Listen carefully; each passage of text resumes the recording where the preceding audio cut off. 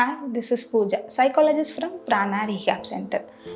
வயசானது ஒரு natural journey. அந்த ஜேர்னியில் என்ன ரொம்ப பெரிய கஷ்டமாக இருக்குது அப்படின்னா அந்த தனிமையை எப்படி மீனிங்ஃபுல்லாக நம்ம டைவர்ட் பண்ணுறதுன்றதை பார்ப்போமா?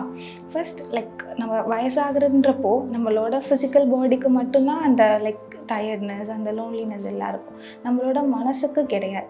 ஸோ அந்த மனசை எப்படிலாம் நம்ம டைவர்ட் பண்ணலாம், எப்படி நம்ம ப்ராப்பராக யூஸ் பண்ணுறதுன்னு பார்ப்போமா? ஃபஸ்ட்டு நம்மளோட காக்னிட்டிவ் டிக்ளைன், என்னோட ஞாபக மறதி கம்மி ஆகாமல் இருக்கிறதுக்கு என்ன மாதிரி பண்ணலாம் அப்படின்னா, நியூஸ் பேப்பர்ஸ் படிக்கலாம், நிறைய புக்ஸ் படிக்கலாம், அதையும் தனி நிறைய பாட்காஸ்டர்ஸ் கேட்கலாம். என்னோட லைஃப் ஸ்டைல் எப்படி இருந்துச்சு, நான் இவ்வளோ நாள் என்ன கடந்து வந்தேன்றதை ஒரு டைரி மாதிரி பண்ணலாம், ஜேர்னலிங் பண்ணலாம். அடுத்து என்னவா இருக்குது? தனிமை. எல்லாரும் என்னை ஒதுக்க வச்சுட்டாங்க, யாரும் என்கிட்ட முன்ன போல் பேச மாட்டேங்கிறாங்க, நான் சும்மாவே இருக்கிற மாதிரி இருக்குது அப்படின்னு என் தனிமையை போக்குறதுக்கு நான் என்ன மாதிரிலாம் பண்ணலாம் அப்படின்னா, சீனியர் சிட்டிசன்ஸோட பேசுகிறது, அவங்க ஏஜ் குரூப்பில் இருக்கிற பீப்புள்ஸ் கூட பேசுகிறது, ஈவினிங் டைம்ஸ் ஆனால் பார்க்குக்கு போகிறது, அவங்களோட கிராண்ட் சில்ட்ரன்ஸோட டைம் ஸ்பெண்ட் பண்ணுறது, பேசிக்கான மொபைல்ஸ் எப்படி யூஸ் பண்ணணும், டிவி எப்படி ஆப்ரேட் பண்ணணும், இது மாதிரி பேசிக்கான இதெல்லாம் அவங்க கற்றுக்கிறது மூலியமாக அவங்களோட தனிமை போகி அவங்க என்கேஜாக இருக்க ஆரம்பிப்பாங்க. ஏன்னா இது அன்றாட வாழ்க்கையில் இது எல்லாமே அவங்களுக்கு ரொம்ப ஸ்ட்ரகிள் பண்ண ஆரம்பிக்கிறேன். ஒரு ஃபோன் பண்ண தெரியலையா, இன்னொரு ஆள்கிட்ட போய் கேட்குறது, இல்லை யாராச்சும் எனக்கு இந்த ஃபோன் நம்பர் சேவ் பண்ணி கொடுங்க, இந்த கான்டாக்டை எடுத்து கொடுங்க, இது மாதிரி இதெல்லாம் அவங்க டே டு டே லைஃப்பில் ரொம்ப கஷ்டமாக ஃபீல் பண்ணுறாங்க, ரொம்ப டிபெண்ட்டாக இருக்கிறோமோன்னு ஃபீல் பண்ணுறாங்க. ஸோ இது மாதிரி பண்ணும்போது அவங்களுக்கு சோஷியலி அவங்க ஆக்டிவாக இருக்கிற மாதிரி இருக்கும், அவங்களோட கான்ஃபிடென்ட்டும் அதிகமாக ஆரம்பிக்கும். அடுத்து எமோஷ்னலி நான் டவுன் ஆகுறது. எப்படி எமோஷ்னலி டவுன் ஆகுறதுலேருந்து தடுக்கலாம்? அப்போ பழைய பாடல்கள் கேட்குறது, பழைய படங்கள் பார்க்குறது, கோவில்ஸ்க்கு போகிறது, கார்டனிங் பண்ணுறது, இது மாதிரியான ரொட்டீன்ஸ் என்ன பண்ணும் அப்படின்னா அவங்களோட தனிமையை போக்க ஆரம்பிச்சிடும். அவங்களோட இன்னர் ஹாப்பினஸ் அதிகமாக ஆரம்பிக்கும்.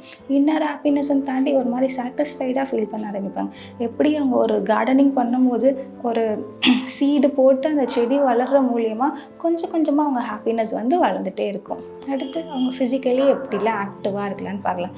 ஃபிசிக்கல் ஆக்டிவ்னஸ் ஏன் முக்கியம் அப்படின்னா அவங்க உட்காந்தே இருக்கிறனால இல்லை படுத்தே இருக்கிறனால அவங்க மசில்லாம் ரொம்ப ஸ்ட்ரெயின் ஆக ஆரம்பிச்சிடும். அப்புறம் ஃபிசிக்கல் பெயின் வர ஆரம்பிச்சிடும், முதுகெல்லாம் வலிக்க ஆரம்பிக்குது, கையெல்லாம் வலிக்க ஆரம்பிக்குது அப்படின்னு சொல்ல ஆரம்பிச்சிடும். ஸ்மாலாக ஒரு நேச்சுரல் வாக்கிங் போகிறது, இல்லை குட்டி குட்டியாக ஸ்ட்ரென்தனிங் எக்ஸசைஸ் பண்ணுறது, யோகாஸ் பண்ணுறது, மெடிடேஷன்ஸ் பண்ணுற மூலிமா அவங்களோட ஃபிசிக்கல் பாடி ரொம்ப ஸ்ட்ராங் ஆரம்பிக்கும். ஸ்ட்ராங் இன் சென்ஸ் ரொம்ப ஆக்டிவாக ரொம்ப எல்லா வேலையும் தூக்கி பார்க்குற மாதிரி இல்லை, அவங்களோட டெய்லி ரொட்டீன்ஸை அவங்களாலே பண்ண வைக்க முடியும். அடுத்து நான் எப்படி என்னோடதை ப்ராப்பராக யூஸ் பண்ணலாம், எப்படி நான் என்னோட டைமை யூஸ்ஃபுல்லாக மேக் பண்ணலாம் அப்படின்னா நிறையா பேர்கள் நல்ல ஒர்க்கில் இருந்திருப்பாங்க, ரிட்டையர்மெண்ட்டுக்கு அப்புறம் அவங்களுக்கு என்ன பண்ணுறதுன்னு தெரியும். ஏன்னா அங்கே ஒரு என்கேஜான ரொட்டீன்ஸில் இருந்துட்டு இங்கே சும்மாவே இருக்கிற மாதிரி இருக்குன்னு சொல்லுவாங்க. ஸோ அவங்களுக்கெல்லாம் என்ன பண்ணலாம் அப்படின்னா டியூஷன்ஸ் எடுக்கிறது அவங்களுக்கு சொல்லிக் கொடுக்கலாம், அவங்களோட கிராண்ட் பேரண்ட்ஸ்க்கு நம்ம சொல்லிக் கொடுக்கலாம், இல்லை நிறையா புக்ஸ் எழுதுங்க, நீங்கள் உங்களோட பிப்ளியோகிராஃபி உங்களோட பயோகிராஃபி நீங்கள் எழுத ஆரம்பிங்க. இது மாதிரி நிறையா திங்ஸ் என்ன பண்ணுவோம் அப்படின்னா அவங்கள மென்டலி ரொம்ப ஆக்டிவ் ஆக ஆரம்பிக்கும், அவங்களோட டைமை ரொம்ப மீனிங்ஃபுல்லாக பார்க்க ஆரம்பிப்பாங்க. ஓல்டேஜுன்றது சும்மா வெறும் மெடிசன்ஸ் மட்டும் நம்ம வாழ்க்கைக்கு பத்தாது, அவங்களுக்கு கொஞ்சம் இன்வால்வ்மெண்ட் தேவைப்படும், கொஞ்சம் என்கரேஜ்மெண்ட் தேவைப்படும், கொஞ்சம் ஜாய்ஃபுல்னஸும் தேவைப்படும். வயசாகுச்சு அப்படின்னா அவங்க சும்மாவே இருக்கணுன்ற மாதிரி அர்த்தம் கிடையாது. நமக்கு எப்படி நம்மளோட லைஃப்பில் முக்கியமோ நிறையா திங்ஸ் நம்ம வெளியே போகணும், ஃப்ரெண்ட்ஸோட மீட் பண்ணணும், எல்லாமே ஆக்டிவாக இருக்கணும்னு நினைக்கிறோமோ அதே மாதிரி தான் அவங்களும் ஆக்டிவாக இருக்கணும்னு நினைப்பாங்க.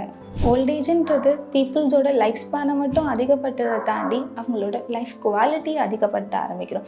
எப்படி ஃபிசிக்கல் பாடிக்கு ஒரு ஆக்டிவ்னஸ் இம்பார்ட்டண்ட்டாக இருக்கும், அதே மாதிரி நம்மளோட மைண்டுக்கு பீஸும் சாட்டிஸ்ஃபேக்ஷனும் ரொம்ப இம்பார்ட்டண்ட்டாக இருக்குது. அவங்களோட குவாலிட்டி ஆஃப் லைஃப் அவங்க அதிகப்படுத்துறது அவங்கக்கிட்ட இருக்கிற பொறுப்பை தாண்டி அவங்கள சுற்றி இருக்கிற நம்மக்கிட்ட தான் அந்த பொறுப்பு ரொம்ப அதிகமாக இருக்குது.